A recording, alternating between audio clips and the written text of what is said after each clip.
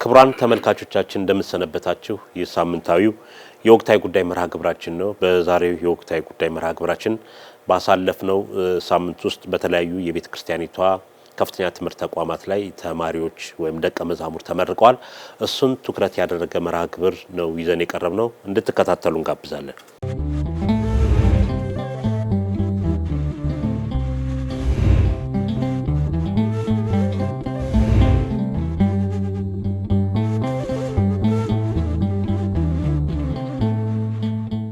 መጋቢ ሚስጥር እንግዲህ ባሳለፍነው ሳምንት ሰኔ 27 ቀን 2018 ዓመተ ምህረት የቤተ ክርስቲያኒቷ ተቋም ወይም ዩኒቨርሲቲ እና ምርቃት መርሃ ግብር ተካሂዷል። በዚሁ ቀን በተመሳሳይ በሐዋሳም የሐዋሳ ታቦር ፍኖተ ጥበብ መንፈሳዊ ኮሌጅም እንደዚሁ የምረቃ መርሃ ግብር ተካሂዷል። በቅደም ተከተል የምንመለከታቸው ነው የሚሆነው።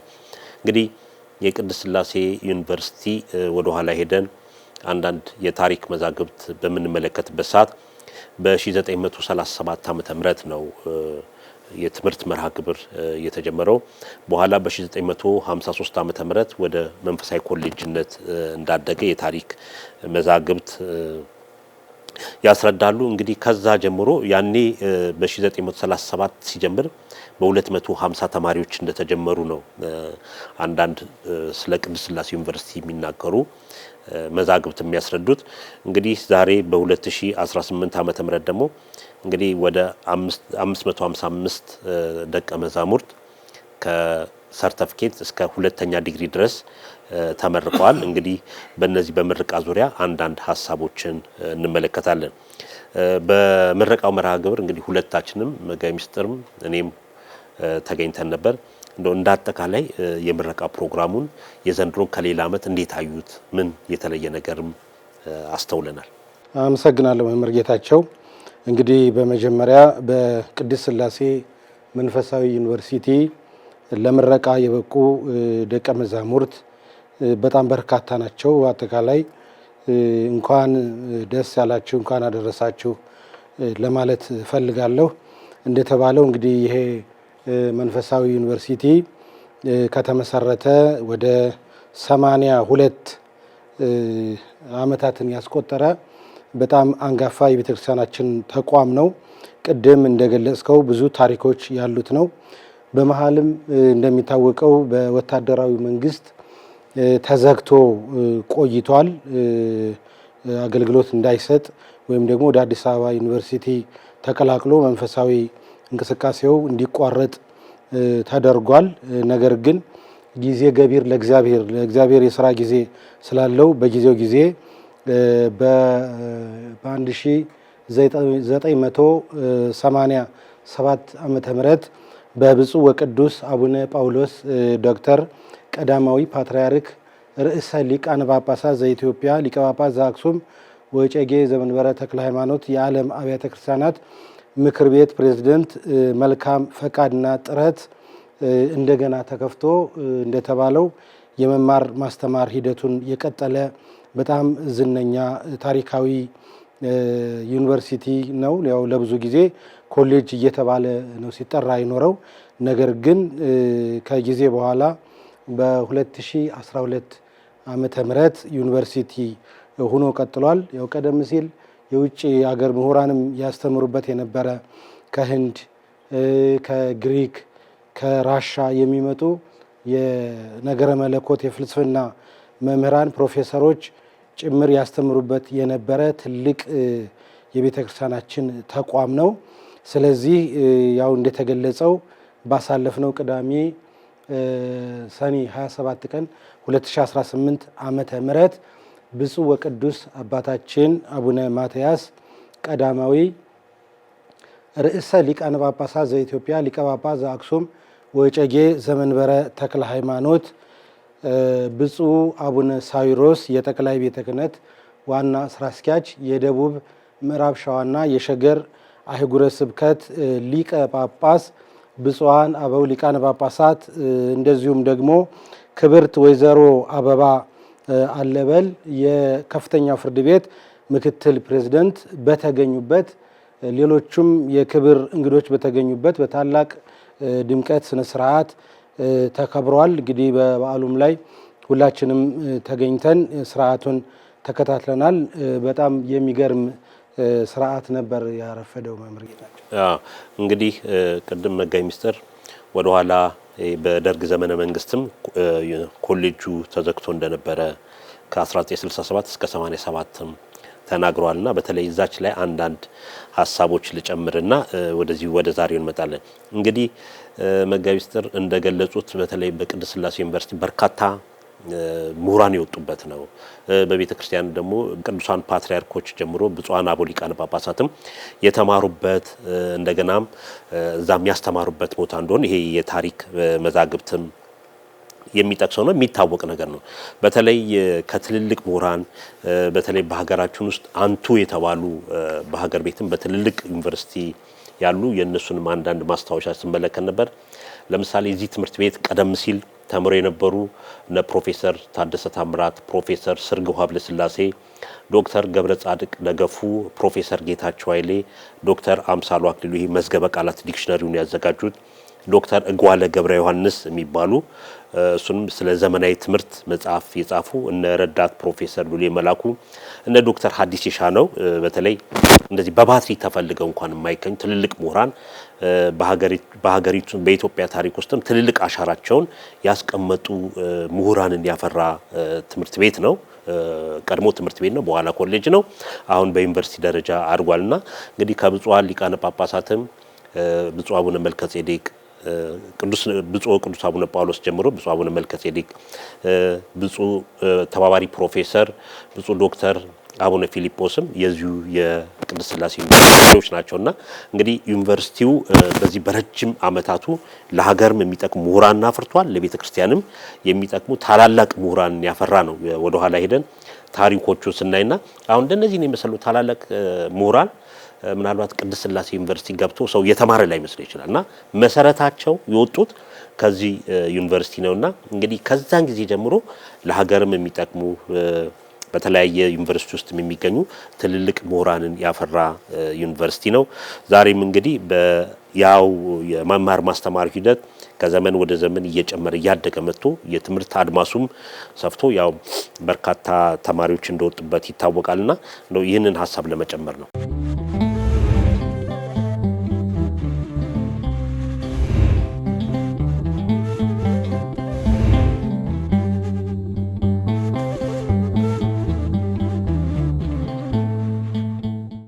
አመሰግናለሁ መምህር ጌታቸው። እውነት ነው፣ ጥሩ ማስታወስ ነው።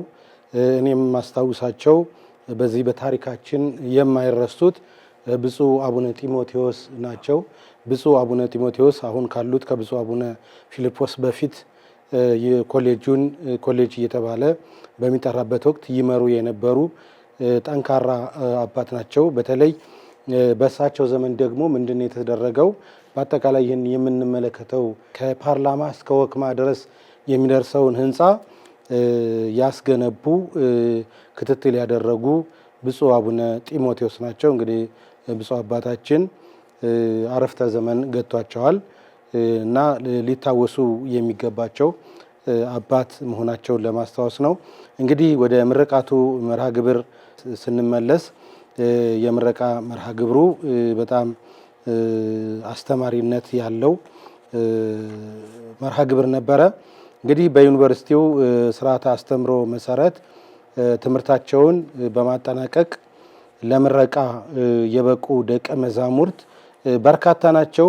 እንግዲህ ዩኒቨርሲቲው የሚያስተምረው በማስተርስ ዲግሪ እንደገናም ደግሞ በዲግሪ እንደዚሁም በካህናት ዲፕሎማ በማታ የመጀመሪያ ዲግሪ በርቀት ዲግሪም ያስተምራል። እንግዲህ በዚህ ስንመለከት በማስተርስ ዲግሪ 70 ደቀ መዛሙርት 70 እጩ ደቀ መዛሙርት በመደበኛ ዲግሪ 30 ደቀ መዛሙርት በካህናት ዲፕሎማ ደግሞ 39 በማታ የመጀመሪያ ዲግሪ ደግሞ 160 በርቀት የመጀመሪያ ዲግሪ ደግሞ 206 በድምሩ 556 ደቀ መዛሙርት ተመርቀዋል። እንግዲህ በስራ ላይ ያሉ በኃላፊነት ላይ ያሉ ጭምር ይገኙበታል።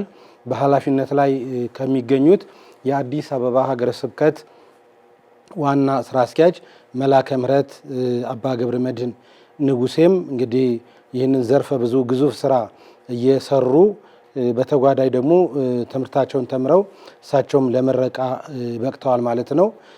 እንደዚሁም ደግሞ በተለያዩ በአድባራትም በውጭ ሀገርም የሚገኙ በአገልግሎት ላይ ለረጅም ጊዜ አገልግሎት እየሰጡ አባቶች የተመረቁበት ነው። በእኛም በዚህ በኢኦቲሲ መገናኛ ብዙኃን የሚሰሩ ተመርቀዋል። እንግዲህ በአጠቃላይ ስማቸውን የጠራሁትን ስማቸውንም ያልጠራሁትን አጠቃላይ እንኳን ደስ ያላችሁ ለማለት እፈልጋለሁ።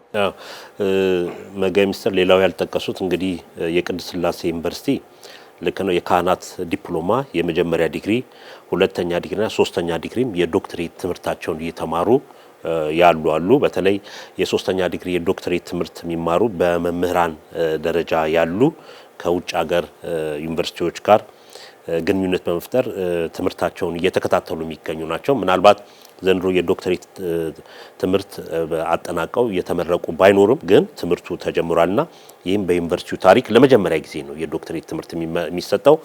መምህራኑ እያስተማሩ እየተማሩ የመማር ማስተማሩ ሂደት የተሻለ ደረጃ እንዲደርስ በማድረግም ነው የዩኒቨርሲቲው ሴኔት ወይም ደግሞ የዩኒቨርሲቲው አስተዳደር በወሰነው መሰረት ከመምህራን መካከል የዶክትሬት ዲግሪያቸውን በተለያየ ዘርፍ የሚማሩ አሉ።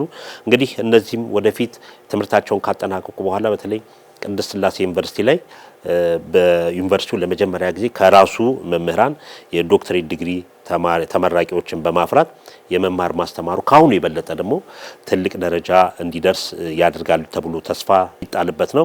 ከዛ በተጨማሪም አንድ ዩኒቨርሲቲ ሲባል እንግዲህ የመምህራን ጥራት የዩኒቨርሲቲው የቤተ መጻሕፍት የተለያዩ ፋሲሊቲዎችና የመምህራን የአስተዳደር ሁኔታዎች ተደምረው ነው ዩኒቨርሲቲ የሚሰኘውና ዩኒቨርሲቲው ከቀን ወደ ቀን እድገት እያሳየ እየጨመረ እየተለወጠ የመጣ ነው።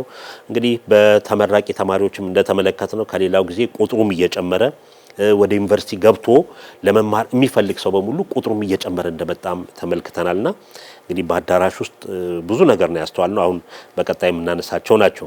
እስቲ ወደ መልእክቶቹ እንሂድና መልእክቶቹን ነው ጠቅለል አድርገው መጋቤ ምስጢር። እንግዲህ መልእክቶቹ ያው የመጀመሪያው የዩኒቨርሲቲው ሊቀ ጳጳስ ብፁዕ ተባባሪ ፕሮፌሰር ዶክተር አቡነ ፊልጶስ ያቀረቡት ሪፖርት ነው። እንግዲህ እሳቸው ለደቀ መዛሙርቱ መመሪያ የሚሆን ወደ ገሃዱ ዓለም በሚሄዱበት ሰዓት ይህንን ኃላፊነት በሚገባ እንዲወጡ ወደ ጨለማው ወደ አልጫው ዓለም ወደ ጨለማው ዓለም ገብተው ብርሃን እንዲሆኑ ወደ አልጫው ዓለም ገብተው ጨው እንዲያጣፍጡ ጨው ሆነው ዓለምን እንዲያጣፍጡ ነገር ግን ችግሮችን የሚፈቱ እንጂ ችግሮችን ደግሞ የሚፈጥሩ እንዳይሆኑም ጭምር ያስጠነቀቁበት መልእክት ነው። እንግዲህ ብፁዕነታቸው ያው ሰፋ ያለ መልእክት አስተላልፈዋል ማለት ነው። የቅዱስነታቸውን እንመለስበታለሁ። ሌላው በዚሁ በዩኒቨርሲቲ ምረቃ ፕሮግራም ላይ የተመለከተ ነው የተባባሪ ፕሮፌሰር የብፁዕ ዶክተር አቡነ ፊልጶስ የስጦታ መርሃ ግብር ተካሂዷል። የስጦታ መርሃ ግብሩን የዩኒቨርሲቲው ማህበረሰብ ናቸው ስጦታውን ያበረከቱት። ስጦታውን ለብፁዕ ዶክተር አቡነ ፊልጶስም የሰጡት ብፁዕ ቅዱስ አቡነ ማትያስ ቀዳማዊ ፓትርያርክ ርዕሰ ሊቃነ ጳጳሳት ዘኢትዮጵያ ሊቀ ጳጳስ ዘአክሱም ወዕጨጌ ዘመንበረ ተክለ ሃይማኖት ስጦታ አበርክተው ተመልክተናልና በተለይ ብፁዕነታቸው የቅድስት ሥላሴ ዩኒቨርሲቲ ፕሬዚዳንት ከሆኑ በኋላ ከ2012 ዓ.ም ጀምሮ ማለት ነው በየጊዜው ለውጥ እየመጣ የትምህርት ቤት አድማሱም እየሰፋ የመማር ማስተማሩም እየጨመረ የመጣ ነው።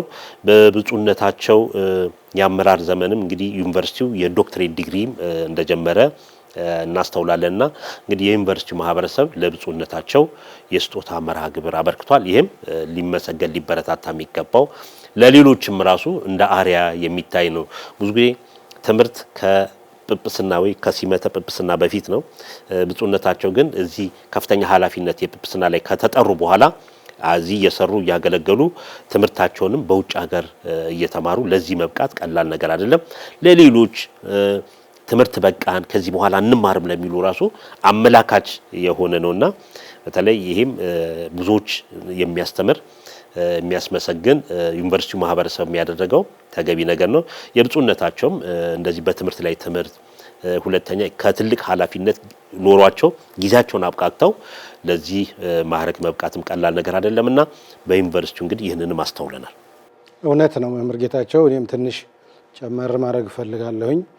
እንግዲህ የቅድስት ሥላሴ መንፈሳዊ ዩኒቨርሲቲ የዘንድሮው የ2018 ዓመተ ምህረት የምረቃ መርሃ ግብር ልዩ የሚሆንበት ወይም ደግሞ መርሃ ግብሩን ልዩ የሚያደርጉ ነገሮች ሰምተናል፣ አይተናል። ከነዚህም አሁን የተጠቀሰው ብፁዕ አቡነ ፊልጶስ በአሜሪካን አገር ሄደው የዶክትሬት ዲግሪያቸውን እንደተቀበሉ በተለይም የዩኒቨርሲቲው አካዳሚክ ዲን ፕሮፌሰር አባ ኃይለ ገብርኤል ግርማ ባቀረቡት ሪፖርት ዘርዘር ብሎ የትምህርቱ ይዘት በአጠቃላይ የተገለጸበት ነው። እንግዲህ እሱን በልዩ መርሃ ግብር ልናቀርበው እንችላለን ማለት ነው። ስለዚህ ይሄ የብፁዕነታቸው ለዶክትሬት እንግዲህ አንዱ ተመራቂ እንደማለት ነው። ከተመራቂዎች አንዱ ተመራቂ ብፁዕ ረዳት ፕሮፌሰር ዶክተር አቡነ ፊልጶስ መሆናቸውን ተመልክተናል። እንግዲህ ብፁዕነታቸው በቅዱስነታቸው እጅ ነው ሽልማቱን ያገኙት በዚህ በታላቁ ጉባኤ ማለት ነው። እንደዚሁም ደግሞ የኢትዮጵያ ኦርቶዶክስ ተዋሕዶ ቤተክርስቲያን መገናኛ ብዙኃን ቴሌቪዥን ድርጅት ሊቀ ጳጳስ ብፁዕ አቡነ ማቴዎስ ለብፁዕነታቸው ሽልማት በዚያ አቅርበውላቸዋል ማለት ነው።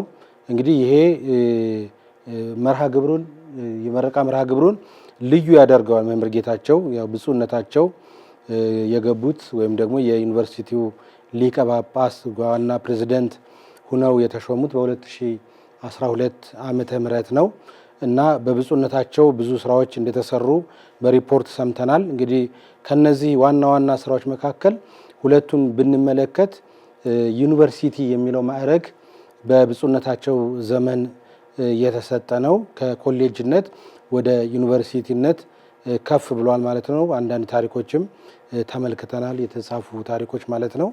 በሌላ መንገድ ቀደም ሲል ከብፁዕነታቸው በፊት የዩኒቨርሲቲው ዲን አንድ ዲን ነበረ። ነገር ግን በብፁዕነታቸው ዩኒቨርሲቲው ሁለት ዲኖች ማለት ምክትል ዲን የአካዳሚክ ራሱን የቻለ እንደገና ደግሞ የአስተዳደሩን ዘርፍ የሚመራ ደግሞ የአስተዳደር ዘርፍ ምክትል ፕሬዝዳንት የተሰየመበት ወቅት ነው በብፁዕነታቸው ዘመን። ስለዚህ ይሄ ዶክትሬቱም አሁን የሚሰጠው ማስተርሱም ሁሉም በብፁዕነታቸው ዘመን ያደገ ስለሆነ ትልቅ ሊበረታቱ የሚገባቸው አባት ሆኖ ነው ያገኘኋቸው። ስለዚህ አሁንም ብፁዕ አባታችን እንኳን ደስ ያለዎት ማለት እፈልጋለሁኝ። ነቢዩ ዳዊት እንደተናገረው እስመ መምህር ሕግ ይሁብ በረከተ ወይሐውር እምኃይል ውስተ ኃይል፣ የሕግ መምህር በረከትን ይሰጣል ከኃይል ወደ ኃይልም ይረማመዳል እንደተባለው እንደዚህ በእውቀት ራስን ማበልጸግ የእድሜን ሽምግልናን ምክንያት ሳያደርጉ በትምህርት ዓለም ውስጥ መንቀሳቀሳቸው በጣም ሊያስመሰግናቸው ይገባል። ለሌሎቹም አርአያና ምሳሌ ሊሆኑ የሚገቡ አባት መሆናቸውን ነው የተረዳሁት።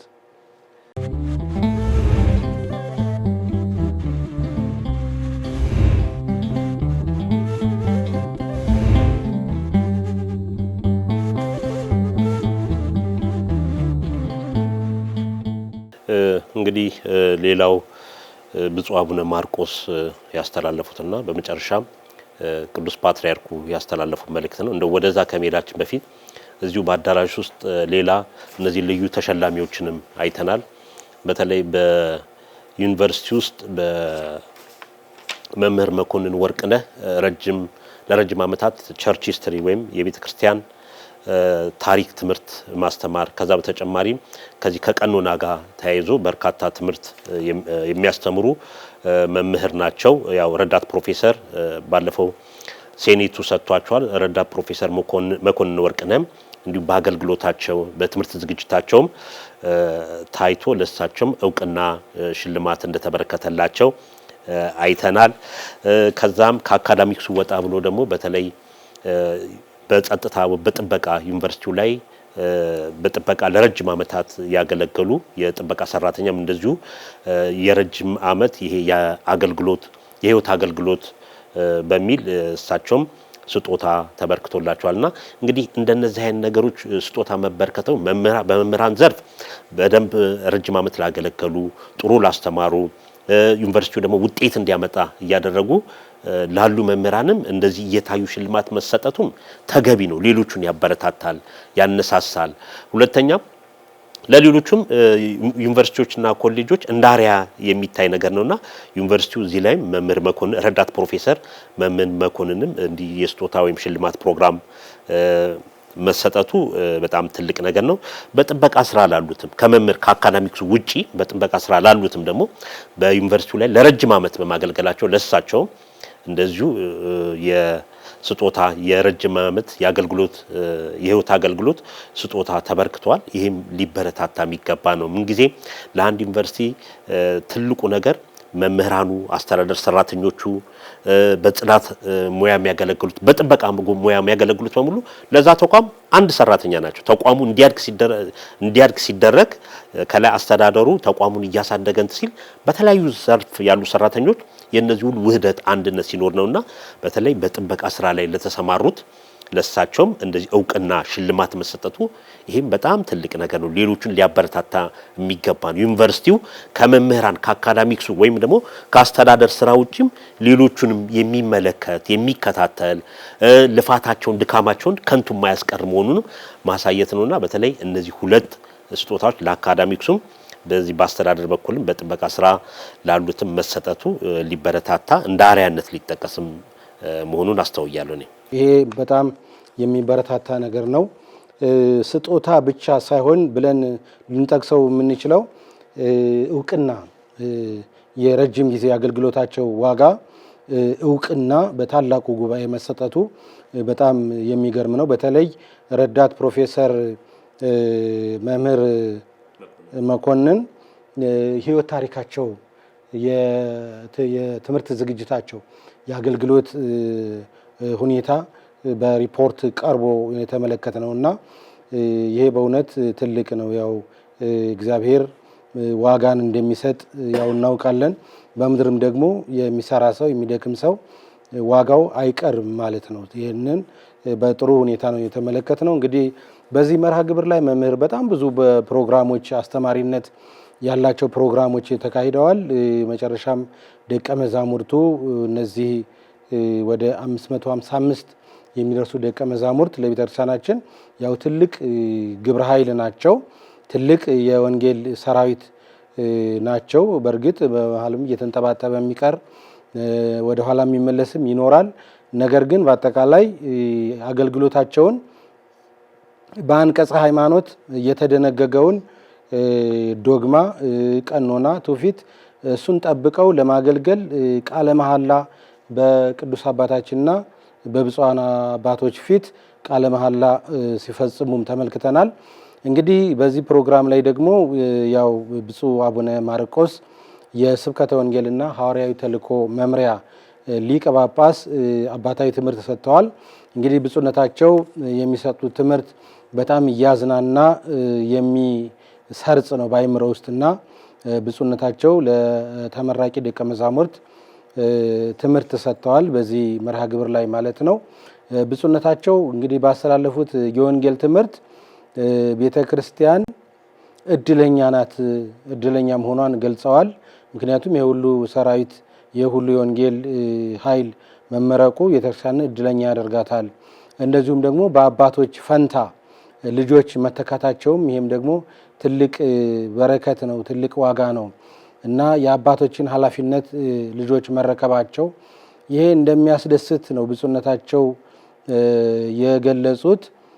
ስለዚህ ጌታችን መድኃኒታችን ኢየሱስ ክርስቶስ ለደቀ መዛሙርቱ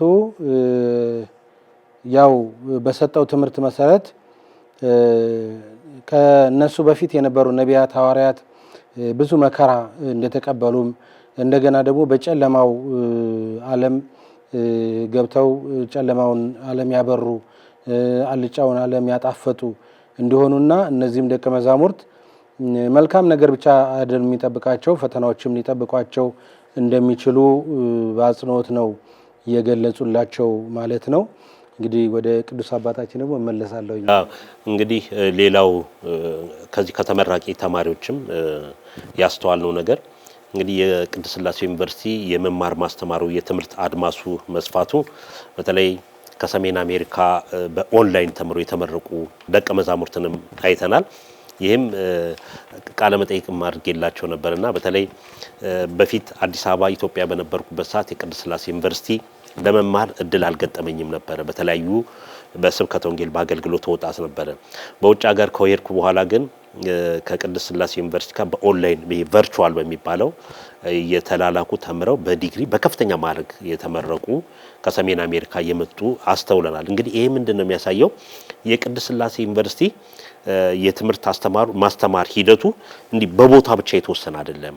አሁን በዚህ በርቀት በኢለርኒንግ በሚባለው ከአዲስ አበባ ውጭም ያሉ ክፍለ ሀገር በየስራ ዘርፋቸው ያሉ ሰዎች ሁሉ የሚማሩበት ነው። ያም ሆኖ አሁን በሰሜን አሜሪካ ደግሞ እንደዚህ ተምረው ለምርቃት መጥተው ከነቤተሰቦቻቸው እዚህ አግኝተናቸው ቃለ መጠይቅ አድርገንላቸዋል። ይሄም በቃ ትምህርቱ ምን ያህል የቅድስት ሥላሴ ዩኒቨርሲቲ ትምህርት በውጭም ዓለም ተደራሽ እንደሆነ ያሳያል። ብዙዎችም እሳቸውም እንደነገሩኝ ብዙ ሰዎች የቅድስት ሥላሴ ዩኒቨርሲቲ የሚሰጠውን ትምህርት ለመማር እየጓጉ እየተነሳሱ እንዳለም አንስተዋል። እና ይሄ ምንድነው ወደፊት ዩኒቨርሲቲው ብዙ ነገር እንደሚጠበቅበት ይታወቃል። በተለይ በውጭ ዓለም ያሉ በሰሜን አሜሪካም በአፍሪካም በሌሎች ቦታዎች ላይ እነዚህ ቅርንጫፍ የዩኒቨርሲቲውን ቅርንጫፎች በመክፈት ያንን ማስፋፋት ይጠበቃልና በተለይ ከውጭ ዓለም መጥተው ተምረው ተመርቀው ከዚሁ ካሉ ደቀ መዛሙርት በአካል ተገኝተው ከሚማሩ በርቀት ትምህርታቸውን ተከታትለው ከሚማሩ ጋር አብረው ኦንላይን ተምረው የተመረቁ ካህናትን አይተናልና ይሄም በጣም ደስ የሚል ነው። ለሌሎችም እንዳሪያ የሚታይ ነው። የመማር እድል አላገኘንም ቅድስት ሥላሴ ገብተን ልንማር አልቻልንም ለሚሉ ሰዎች በሙሉ እነዚህ በውጭ በኦንላይን በቨርቹዋል ተምረው የተመረቁ ካህናትም ጥሩ ማሳያ ነውና ይሄም ሊበረታታ ወደፊትም ሊቀጥል መሆኑ ያስተዋልኩበት አንዱ የምረቃ መርሃ ግብር ነው።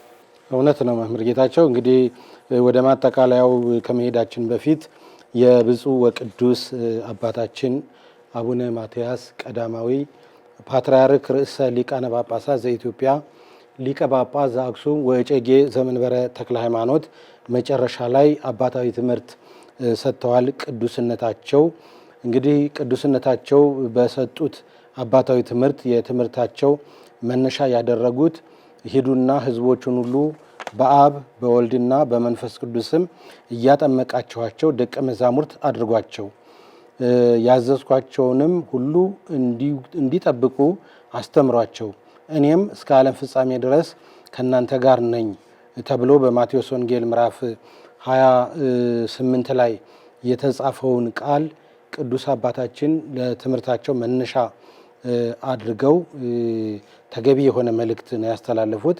እንግዲህ ቅዱስ አባታችን በዚህ በትምህርታቸው የጠቃቀሷቸው ወይም ደግሞ በአጽንኦት ያስተላለፏቸው መልእክቶች አሉ።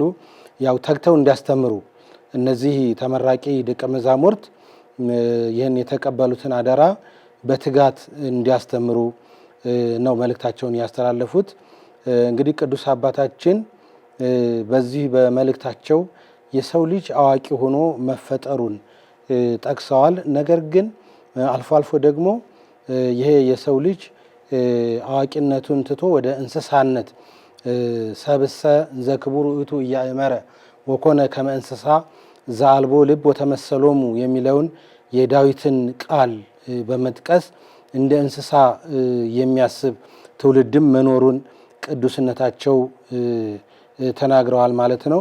ስለዚህ ደቀ መዛሙርቱ ይህንን ትልቅ የተረከቡትን እውቀት ይዘው ወደ ዓለም በመግባት ኃላፊነታቸውን መወጣት እንዳለባቸው መልእክታቸውን ቅዱስ አባታችን ለደቀ መዛሙርት ማስተላለፋቸውን ያው ሰምቻለሁ።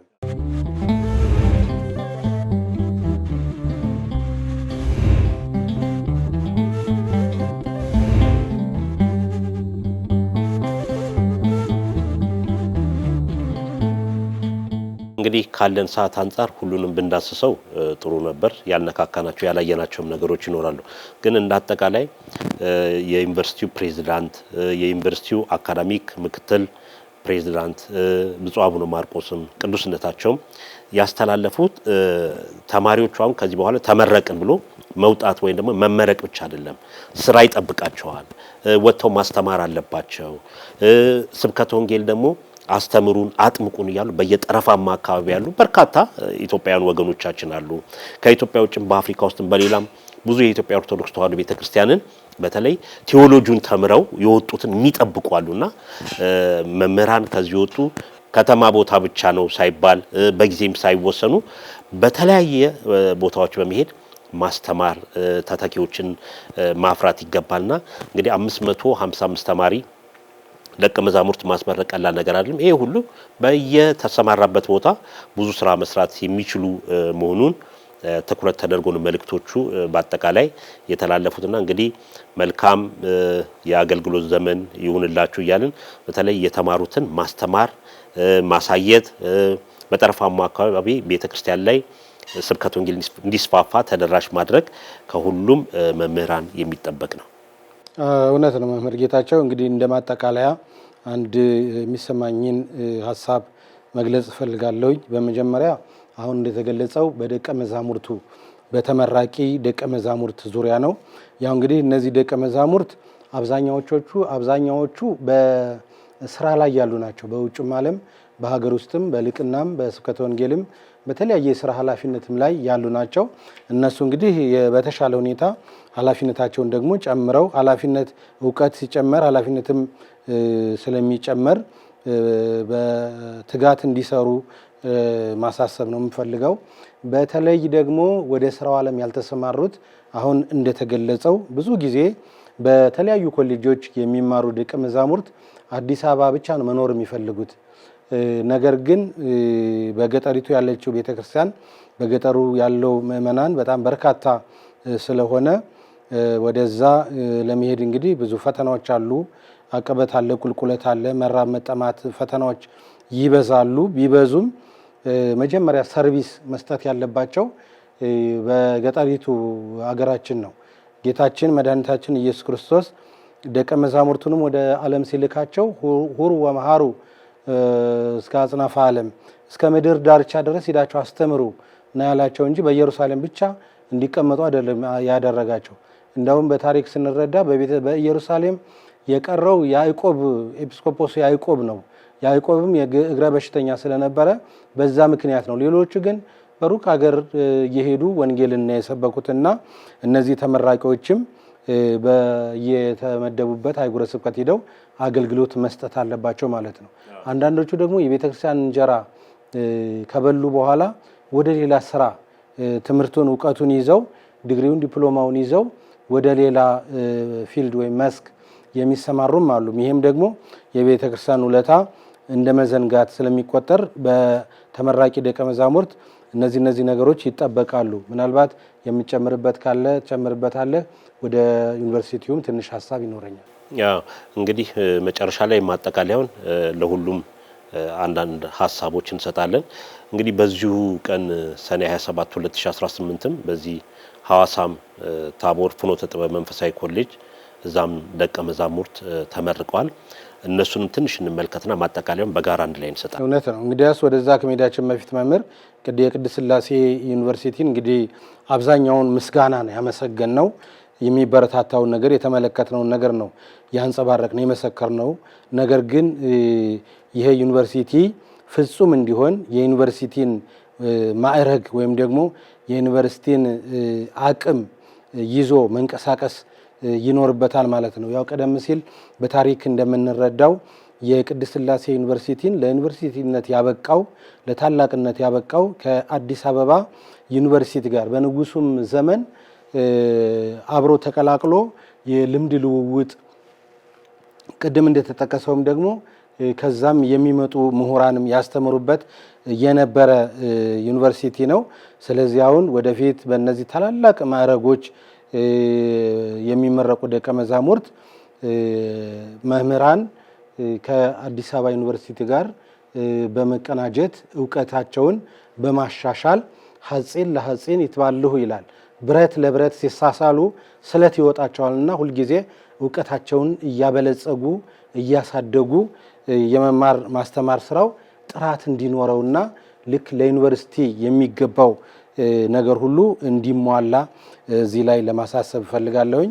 እንግዲህ ወደ ቀጣዩ መሄድ እንችላለን። እንግዲህ እኔ መጨረሻ ላይ ከማጠቃለያ ጋር አንዳንድ ሀሳቦች እሰጣለሁ ብዬ ነው። በዚሁ ሰኔ 27 በቅርቡ የተቋቋመ በሲዳማ ሀገረ ስብከት የሐዋሳ ታቦር ፍኖተ ጥበብ መንፈሳዊ ኮሌጅም ለሁለተኛ ዙር ያስተማራቸውን ደቀ መዛሙርት አስመርቋል። እዛም ላይ እንግዲህ ብፁዓን አበው ሊቃነ ጳጳሳት በተገኙበት ነው የምረቃ መርሃ ግብሩ የተካሄደው። ካለን ሰዓት እንደው በደንብ ስለዚህ ኮሌጅ ብዙ ነገር ማለት ባይቻልም የተወሰኑ ሀሳቦችን እንድንሰነዝር ብዬ ነው። አመሰግናለሁ መምህር ጌታቸው። ያው እንግዲህ ባሳለፍነውም ሳምንት ስለዚሁ ስለ ኮሌጅ ምረቃ ነበረ ስንወያይ የነበረው።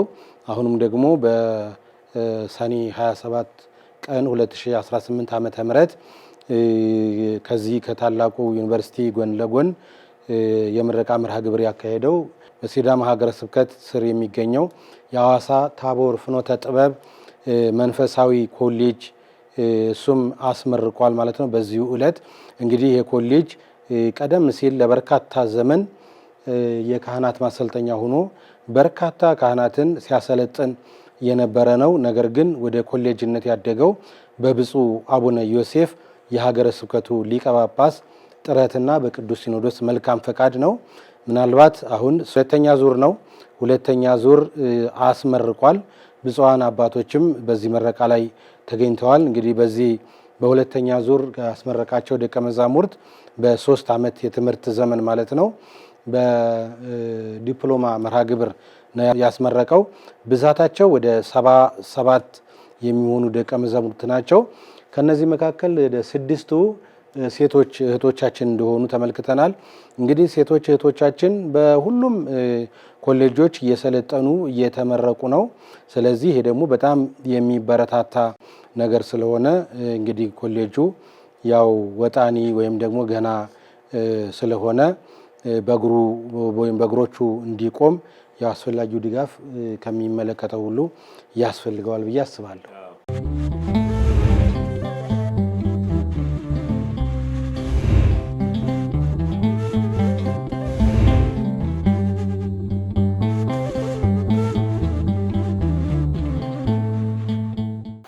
እንግዲህ ይሄ ኮሌጅ ለሁለተኛ ዙር ነው ያስመረቀው። እዛው የዜናው ዳታዎቹ እንደሚያሳዩት በመደበኛ 12 ተማሪዎች ናቸው። በማታ ለመጀመሪያ ጊዜ ነው 20 ተማሪዎች 20 ደቀ መዛሙርት ያስመረቀው። በቅዳሜና እሁድ 45 በድምሩ 77 ደቀ መዛሙርት ተመርቋል። ከዛው 6ቱ ሴቶች ናቸው። እንግዲህ እንደነዚህ አይነት ኮሌጆች መስፋፋታቸው ለቅድስት ሥላሴ ዩኒቨርሲቲ ግብዓት ነው የሚሆኑት እና እነዚህ በዲፕሎማ ያስተምራሉ። ቅድስት ሥላሴ ዩኒቨርሲቲ ደግሞ በዲግሪ በማስትሬት በዶክትሬት እያለ የመማር ማስተማሩን እያፋጠነው ይሄዳል። የትም ዓለም ያለ ነው ኮሌጆች ለዩኒቨርሲቲ ያቀብላሉ።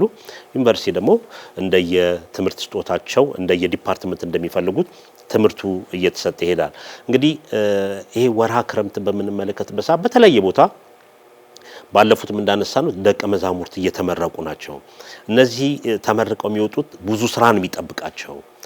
ዩኒቨርሲቲዎችም ኮሌጆችም ያስመረቁት ይሄን ያህል ተማሪ ያስመርቀናል ብቻ ሳይሆን እነዚህ ተማሪዎችን በየመጡበት ሀገረ ስብከት ሄደው እንዲያስተምሩ ከዛው ተጨማሪ ደግሞ ቢቻል ነው ይሄ ክትትል የሚደረግበት እንደው ውጤቱ የሚታይበት የቴት ቦታ ላይ ተማሪዎቻችን ሄደው ስብከተ ወንጌል እንዲስፋፋ አድርገዋል። ትምህርትስ እንዲዳረስ ያላገኙ ትምህርት ያላገኙ እንዲማሩ አጥምቁን አስተምሩን የሚሉ የት ቦታዎችን ሄደዋል የሚለው እንደው ክትትል ሊደረግበት ይገባልና ብዙ ጊዜ እንደምናየው አሁን አዲስ አበባ ውስጥ ነው በአብዛኛው በርካታ መምህራን የሚኖሩት በአንድ አጥቢያ እንኳን ወደ 78 ሰባኪያን ወንጌል ምን መለከትም ነው በገጠር ደግሞ ወጣ ስንል አንድ ሰው የሚታጣበት ቦታ ላይ ነውና በተለይ ሁሉም የተማረ እንደው ዕውቀት ሸምተናል ያን ዕውቀት ደግሞ ለሌሎች ካላካፈልን እዳን የሚሆነውና በተለይ በስራውም ላይ ያሉ እየሰሩ የተማሩትም ዕውቀታቸውን እያስፋፉ ባገኙት በአጋጣሚ ባሉበት ቦታ የሰንበት ትምህርት ቤት ወጣቶች ሊሆናል ያጥያ ወጣቶችን ሊሆን ይችላል ምእመናን ሊሆን ይችላል እያስተማሩ ለውጥ እንዲመጣ መደረግ ይገባል ብዙዎች ምእመናን ዛሬ ከንስሐ ከስጋው ደግሞ እየራቁ ያሉበት ሁኔታ ስላለ አስተምረን ንስሐ ገብተው ስጋው ደግሞ እንዲቀበሉ ማድረግ የእግዚአብሔር መንግስት አባል እንዲሆኑ ማድረግ ከሁሉም ምእመናን መምህራን የሚጠበቅ ነውና በቦታ በጊዜ ሳይወሰን ኮሌጆችም ዩኒቨርሲቲዎችም ያስተማሩትም ስራ ሊሰሩ ይገባል አጥቢያ ቤተ ክርስቲያናትን በተለይ እንደነዚህ ተምረው የመጡትን ስራ ሊሰጣቸው ይገባል ኮርስ እንዲያሰለጥኑ በክረምት አሁን ብዙ ተማሪዎች ትምህርት ስለተዘጋ ወደ ቤተ ክርስቲያን አካባቢ የሚገኙት እነዚህ ልጆች አስተምረው ዕውቀታቸውን እንዲያሰፉ ማድረግ ከዛ በተጨማሪ የዩኒቨርሲቲ ተማሪዎችን በዘመናዊ ያሉ ዩኒቨርሲቲ ተማሪዎች በየቤተ ክርስቲያኑ የሚገኙበት ነውና በተለይ ይሄ የወራ ክረምት ከኮሌጆቻችን የወጡ ደቀ መዛሙርት ስራ የሚሰሩበት ሊሆን ይገባል የሚል መልእክት ነው ያለኝ አመሰግናለሁ መምህር ጌታቸው እንግዲህ ያው መርሃ ግብራችን በዚህ ሁኔታ ነው ሊጠናቀቅ የሚችለው ሁለት ነጥቦች ለመጨመር ፈልጋለሁ ደቀ መዛሙርት በተለይ በዚህ በአገራችን ደቡባዊ አቅጣጫ ማለት ነው በተለያዩ ቋንቋዎች ጭምር ነው ትምህርቱን የሚማሩት ይሄ ደግሞ ልዩ ልዩ ቋንቋ ለሚናገሩ ወገኖቻችን ትልቅ በቋንቋቸው ሲነገራቸው የበለጠ ትምህርቱን ሊጠቀሙበት ስለሚችሉ ይሄም በጣም ሊበረታታ የሚገባው ነው አሁን እንደተገለጸው ደግሞ ደቀ መዛሙርቱም ወደ የአህጉረ ስብከት በሚሄዱበት ሰዓት የአህጉረ ስብከት ሰዎች በር እንዲከፍቱላቸው ስራዎችን እንዲያመቻቹላቸው ያው መቻቻል አብሮ ተባብሮ መስራት እንጂ በጀት የለንም ቦታ የለንም በሚል ሁኔታ ትልቁን ተልእኮ እንዳይደናቀፍ ይሄን ደግሞ ለአህጉረ ስብከት አሳሰቢያ ወይም ደግሞ እንደ ሐሳብ መግለጽ ፈልጋለሁ ደቀ መዛሙርቱ ሁኔታዎች ሊመቻቹላቸው ሊያበረታቱላቸው ይገባልና በዚህም የአህጉረ ስብከት ብፁዓን አባቶች ያው እንዲተባበሩ ነው ማሳሰብ ፈልገው እንግዲህ መጋቢ ምስጢር ሌሎችም በዩኒቨርሲቲ ምርቃት ላይ እንግዲህ ወደፊትም እንደየው ሁኔታው መናነሳቸው ጉዳዮች ይኖራሉ በዚህ ብቻ ማጠናቀቅ አይቻልም ለዛሬው ካለን ሰዓት አካያ በዚሁ እናብቃ ክቡራን ተመልካቾቻችን የዛሬው መርሃ ግብር የተከታተላችሁትን ይመስል ነበር መርሃ ግብሩን ይዘን የቀረብነው መጋቢ ምስጢር ሳህሉ አድማሱ እኔም ጌታቸው በቀለ ከመላው የስቱዲዮ ባለሙያዎቻችን ጋር በመሆን ነበር እኛ በዚሁ እንሰናበታለን ቀሪውን የኢትዮጵያ ኦርቶዶክስ ተዋሕዶ ቤተክርስቲያን የመገናኛ ብዙሃን መርሃ ግብር እንድትከታተሉ እየጋበዝን በዚሁ እንሰናበታለን ሰላም